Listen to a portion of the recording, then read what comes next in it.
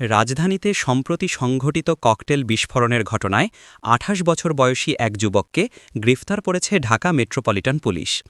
প্রাথমিক তদন্তে জানা গেছে, গ্রেফতারকৃত ব্যক্তি নিষিদ্ধ ঘোষিত ছাত্রলীগের একজন সক্রিয় সদস্য। প্রধান উপদেষ্টার প্রেস উইং এক সংবাদ বিজ্ঞপ্তিতে জানিয়েছে, সন্দেহভাজন এই যুবককে কাকরাইলের সেন্ট মেরিস ক্যাথেড্রাল এবং সেন্ট জোসেফ স্কুল প্রাঙ্গণে সংঘটিত একাধিক বিস্ফোরণের ঘটনায় জিজ্ঞাসাবাদ করা হচ্ছে।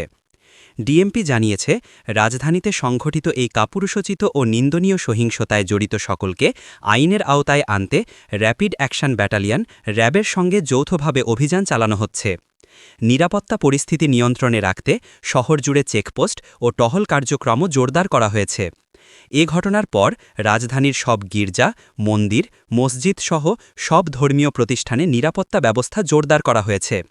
আন্তঃধর্মীয় সম্প্রীতি ও সাম্প্রদায়িক সহাবস্থান বজায় রাখতে অন্তর্বর্তী সরকার তার অঙ্গীকার পুনর্ব্যক্ত করেছে। সরকার জানিয়েছে, ধর্মীয় সম্প্রীতি বিনষ্টের যে কোনো প্রচেষ্টা কঠোর হাতে দমন করা হবে এবং দোষীদের বিরুদ্ধে আইনের সর্বোচ্চ প্রয়োগ নিশ্চিত করা হবে।